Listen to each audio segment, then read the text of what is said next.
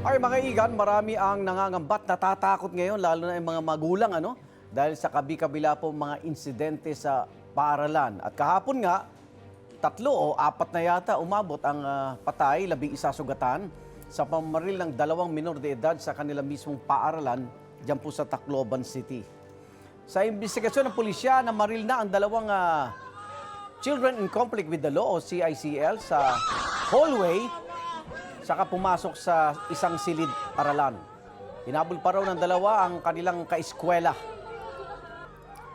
Sa Cavite National High School naman, sugatan ng isang 18 anyos matapos saksakin ng kanyang kaeskwela. Ayon sa pulisya, dati na magkaaway ang biktima at kanyang kaeskwela na muling nagkasuntukan at nauwi sa saksakan. Nagtamo ang biktima ng saksak sa likod at braso na agad namang isinugod sa ospital.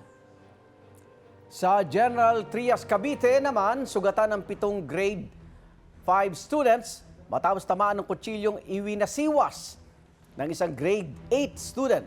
Ayon sa investigasyon, bigla lang pumasok sa classroom ang grade 8 student at saka winasiwas ang kutsilyo.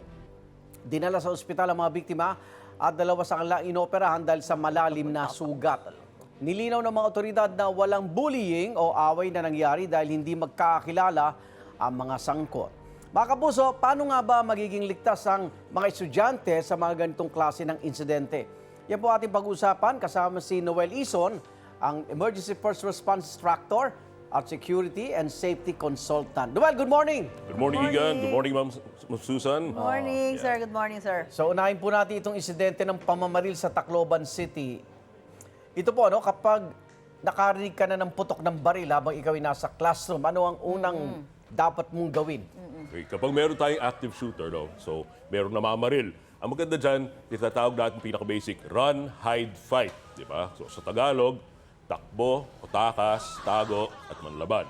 Pag sinabi nating run, or takbo, tumakbo, papalayo, or makatakas ka, kung hindi ka naman makatakas talaga, at least tago ka, kumubli ka sa isang bagay na hindi tatagusan ng bala, kung makatakas ka at makatago ka sa ibang kwarto, mas mabuti. Pero kung kailangan talaga manlaban, at least meron ka na ding mga hawak, kaya mga, ganyan? mga map, meron tayong mga upuan, pwede natin gawing pangsangga o panghampas. Kasi di ba yung kahapon, sir, yung kita natin na nasa classroom di ba? So wala silang lalabasan. Oo. Di ba? So paano yun? So tama ba yung ginawa ng mga estudyante doon na nag-cover sila doon sa mga upuan di ba, sir? Oo. So, kung wala talagang malalabasan, mas mabuti, sabi nga natin, cover or kumubli. So, nag-cover sila sa upuan, nag-cover sila sa lamesa. Tapos, meron pang nagsa-cellphone. Kaya nga tayo may video, Yeah. no? So, maganda yon, may nakakuha ng video. Pero, ang maganda dyan, kung meron ka namang cellphone, mas maganda din tumawag ka ng tulong 911. Nako, yun lang. Kaya lang kasi minsan unahan Ito ng naman, nervyos. kung ikaw naman ay nakatakas sa pamamaril, ano naman susunod mong dapat gawin?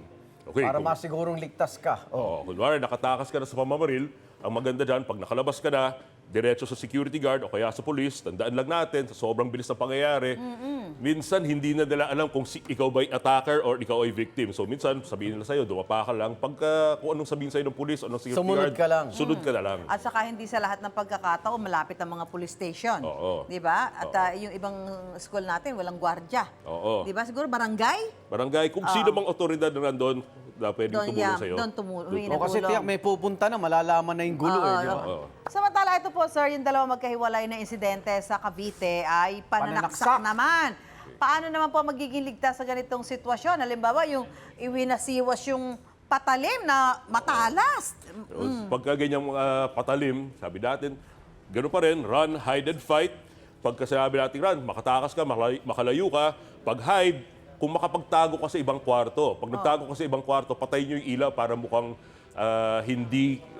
parang walang tao doon. Yun yung ginagawa ni Ma'am Shaira. Shaira, Yung ano upuan to? na yan, Paano to? pwede yung panlaban, pwede yung pansangga. May ganyan, may winawasiwas. Winawasiwas, So, pwede mong iwasiwas mo pansangga rin to. yan. Okay. O kaya yung hawak ni Ma'am Joel, Joel. mahabang map, Tusukin di mo. ba? Map, oh.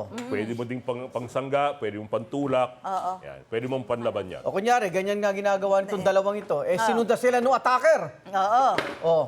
Sinundang, Ano dapat nilang gawin? Ayan. Okay. Shy, Pag ano? ganyang sinundan kayo ng attacker, wala ka nang magagawa, lalaban ka na talaga. So gamitin natin kung anong Mahablot.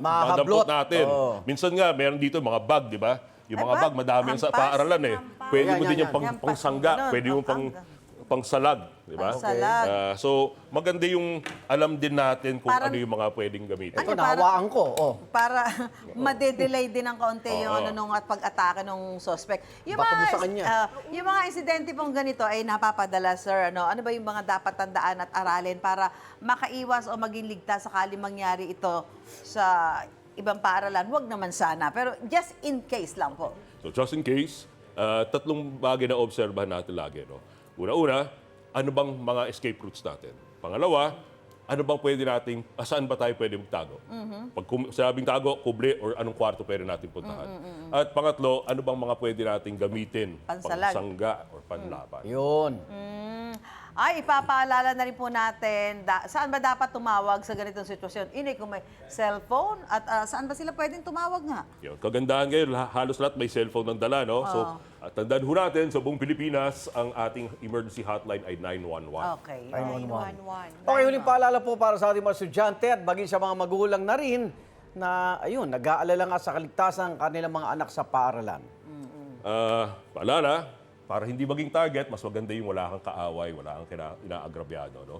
Pero minsan kahit hindi ikaw ang target, ikaw ay bystander lang, nadamay lang, tandaan ho natin yung sinasabi nating paghahanda ng alam natin sa tayo tatakas, alam natin kung anong mga pwede natin gamitin, at alam natin kung saan tayo pwede magtago. And tandaan ho natin, run, hide, fight, at lagi tayong maging alisto sa ating mga kapaligiran. Run, hide, fight. Fight Ayun. daw. Maraming salamat, Noel Ison po. Salamat din. Emergency First Response Instructor and Security and Safety Consultant. Ayan. O yung dalawang yan, ano na, kamusta na kayo? Tago, tago, tago. Run, hide, Hide, and fight. fight. Fight. Yun, oh. Run. Magbabalik ako ng hear it. Hide! Fight! Fight! Wait! Wait, wait, wait!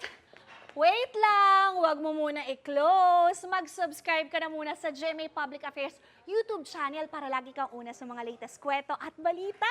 I-follow mo na rin ang official social media pages ng Unang Hirit. Thank you. O sige na,